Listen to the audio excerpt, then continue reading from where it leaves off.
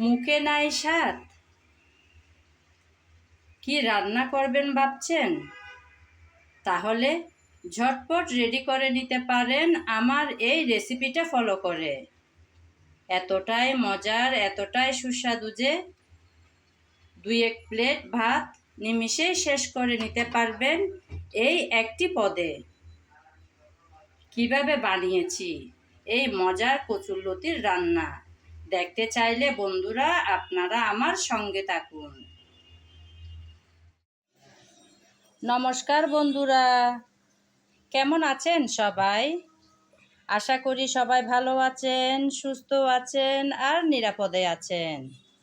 আমিও আছি মোটামুটি।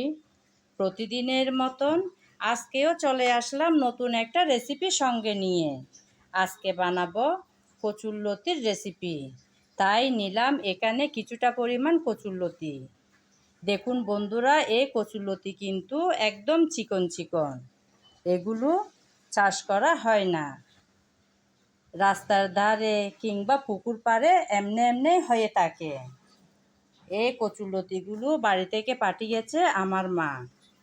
প্রথমে কচুরলতি খোসা ছাড়িয়ে তারপর পরিষ্কার করে চলে আসবো আপনাদের মাঝে। ততক্ষণ বন্ধুরা আপনারা আমার সঙ্গে থাকুন।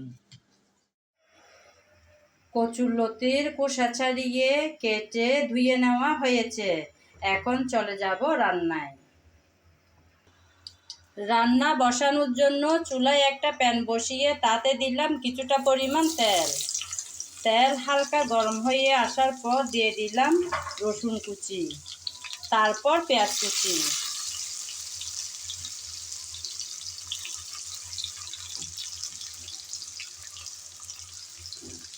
এখন রসুন আর পেঁয়াজ কুচি নেড়ে চেড়ে হালকা ব্রাউন কালার করে ভেজে নেব।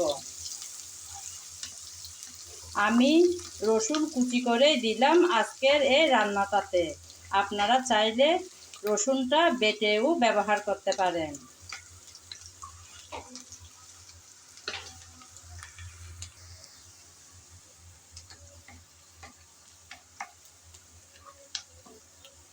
কিছুক্ষণ নেড়ে চেড়ে পেঁয়াজ আর রসুন নেড়ে চেড়ে হালকা ব্রাউন কালার করে ভেজে নিলাম।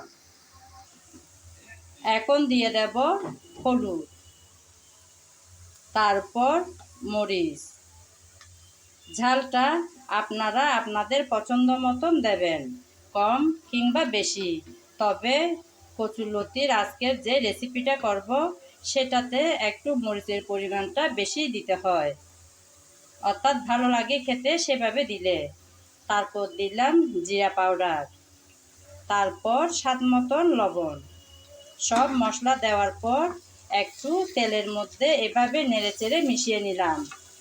এখন দিয়ে দেব সামান্য পানি, যেন মশলা পুড়ে না যায়।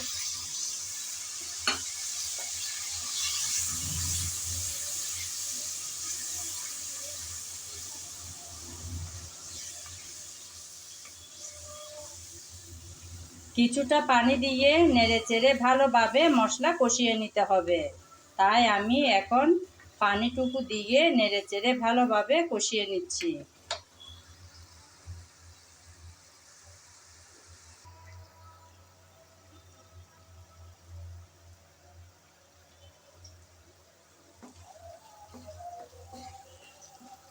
কিছুক্ষণ সময় নিয়ে মশলা ভালোভাবে কষিয়ে নিলাম। মশলা থেকে তেল কিন্তু একদম আলাদা হয়ে আসলো।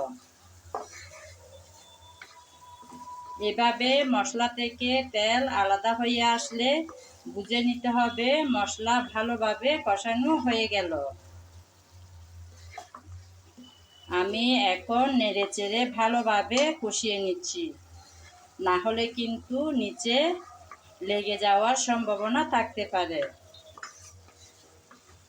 মশলা কষিয়ে নেওয়ার পর দিয়ে দেব চিংড়ি, কারণ আজকের রান্নাটা করব আমি চিংড়ি দিয়ে। কিছুটা চিংড়ি দিলাম, সেগুলো দিয়ে দিলাম। চিংড়ি আমি তেলের মধ্যে প্রথমে ভাজি করিনি, তাই এখন ভালোভাবে কষিয়ে নিতে হবে। আপনারা যদি না ভেজে খেতে পছন্দ না করেন তাহলে শুরুতেই চিংড়ি ভেজে তুলে নিতে পারেন।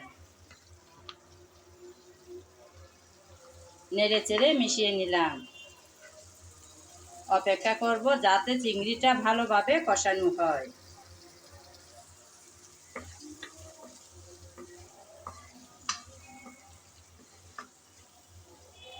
নেড়েচেড়ে চিংড়িটা ভালোভাবে কষিয়ে নিলাম। এখন দিয়ে দেব কচুর লতি। লতিগুলো দিয়ে চিংড়ির সাথে ভালোভাবে কষিয়ে নেব। একসাথে কচুরলতি আর চিংড়ি।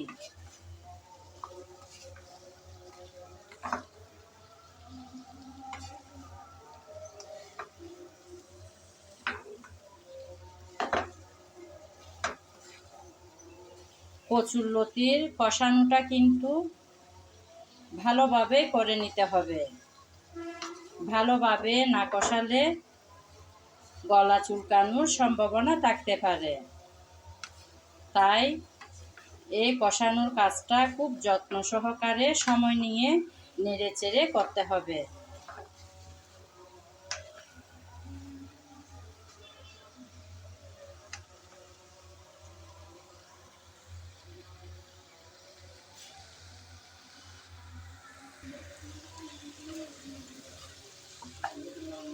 আমি আবারও কিছুক্ষণ পর এসে নেড়েচেড়ে ভালোভাবে কষিয়ে নিচ্ছি। যেহেতু এখন অবধি পানি দেওয়া হয়নি, তাই অনবরত এভাবে নেড়েচেড়ে কষিয়ে নিতে হবে, না হলে নিচে লেগে যাওয়ার সম্ভাবনা থাকবে।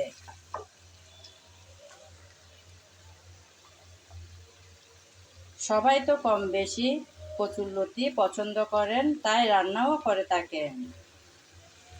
হয়তো অনেক মজার হয়। আমি আজকে কিভাবে বসালাম এই কচুরলতির রান্না, সেটাই আপনাদের মাঝে তুলে ধরলাম। যদি ভালো লেগে থাকে আমার আজকের এই রেসিপি ভিডিও, তাহলে অনুরোধ রইল একবার হলেও ট্রাই করে দেখার। সত্যি বলছি বন্ধুরা, ভীষণ মজার হয় খেতে। এভাবে রান্না করলে বড়দের সাথে সাথে বাচ্চারাও কিন্তু কোনো ঝামেলা ছাড়াই খেয়ে নেবে।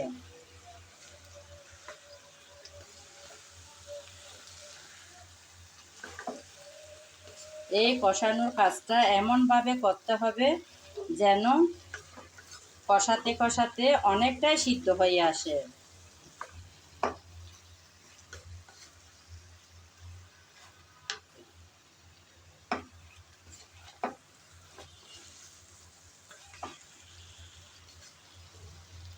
আমি তো চিংড়ি দিয়েই বসিয়ে দিলাম আজকের এই রান্না।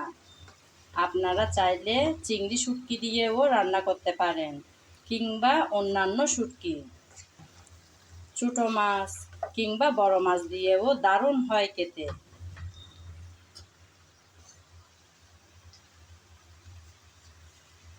এই কচুরলতিগুলো হচ্ছে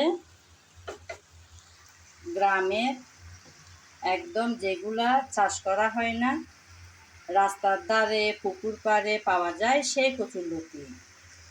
বাড়ি থেকেই এনেছে এই মজার কচুরলতিগুলো।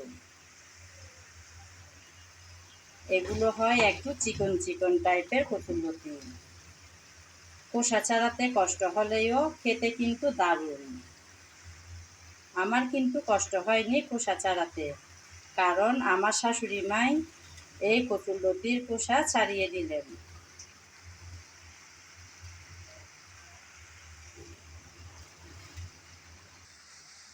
আসলে আমার শাশুড়ি মা তরকারি কাটতে ভীষণ পছন্দ করেন।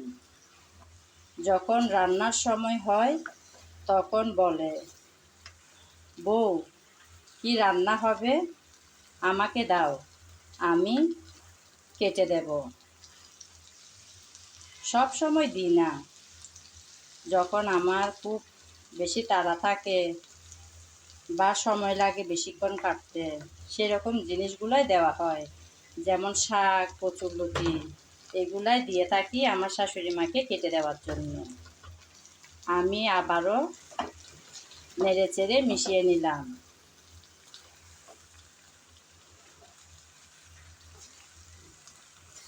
এরকম করে করে প্রায় 3-4 বারের মতন আমি এসে ভালোভাবে কষিয়ে নিয়েছি।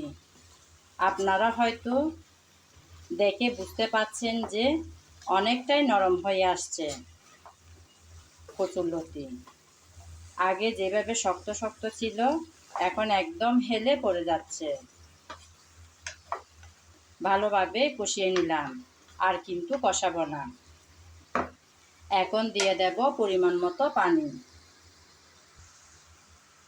আমি আরেকটা চুলার মধ্যে গরম পানি বসিয়েছিলাম, ওখান থেকেই দিয়ে দিলাম কিছুটা পরিমাণ।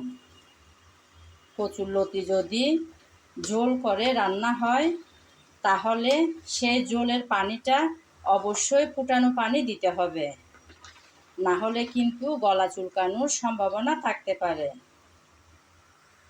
দিয়ে দিলাম কিছুটা পরিমাণ পানি। এখন ডেকে রান্না করে নেব কিছুটা সময়।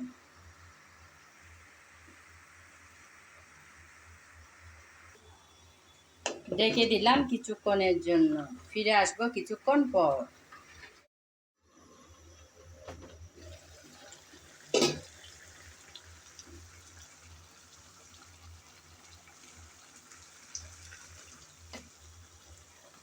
ঢাকনা দিয়ে কিছুক্ষণ রান্না করে নিয়েছি।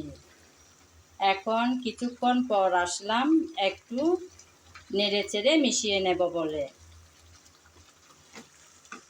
নেড়েচেড়ে মিশিয়ে নেওয়ার পর আবারও কিছুক্ষণ ঢাকনা দিয়ে বসিয়ে রাখবো। প্রায় সময় তো ভাজি ভুনা এভাবে করা হয়, আজকে বসালাম একটু ঝোল ঝোল করে। কিছুক্ষণের জন্য আবারও ঢাকনা দিয়ে বসিয়ে রাখলাম।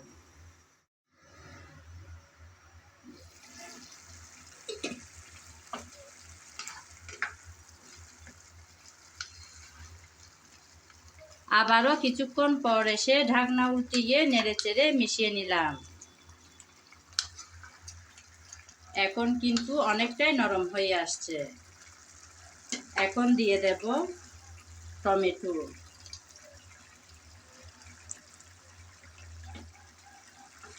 টমেটো দিয়ে আবারও একটু নেড়েচেড়ে ভালোভাবে মিশিয়ে নিচ্ছি। মিশিয়ে নেওয়ার পর এখন আবারও 2-3 মিনিটের জন্য ঢেকে রাখলাম। ফিরে আসবো 2-3 মিনিট পর।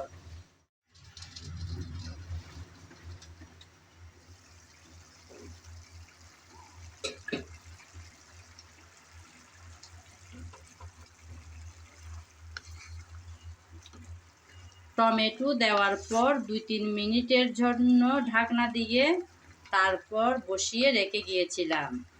আমার কচুরলতি কিন্তু একদম শেষের দিকে রান্নাটা, আর নড়াচড়া করব না। কচুরলতি একদম বেশি সিদ্ধ হয়ে কাদা কাদা হয়ে গেলে সে কচুরলতি খেতে ভালো লাগে না, দেখতেও যেন কেমন দেখায়। বিশেষ করে আমার শাশুড়ি মা তো একদম সেরকম পছন্দই করে না খেতে। আমার শাশুড়ি মার জন্য আস্তে আস্তে রাখতে হয়, আর সেভাবে রান্না করলে দেখতে আর খেতে দারুণ লাগে। একটু ভালোভাবে নেড়েচেড়ে মিশিয়ে দেওয়ার পর এখন কিছুটা ধনেপাতা কুচি করে রেখেছিলাম সেগুলো দিয়ে দিলাম। এখন 1.5-2 মিনিট আমি চুলাটা একদম ছোটো করে দিয়ে বসিয়ে রাখলাম। ফিরে আসবো 1.5-2 মিনিট পর।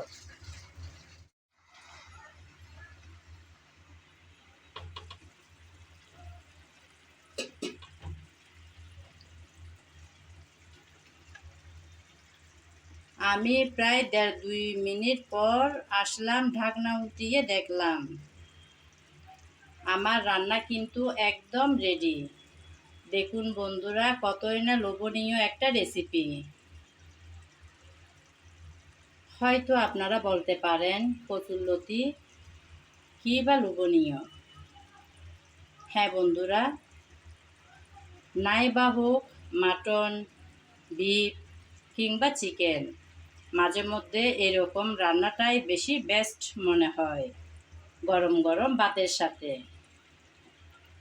এভাবে রান্না করে দিলে বড়দের পাশাপাশি ছোটরাও খাবে।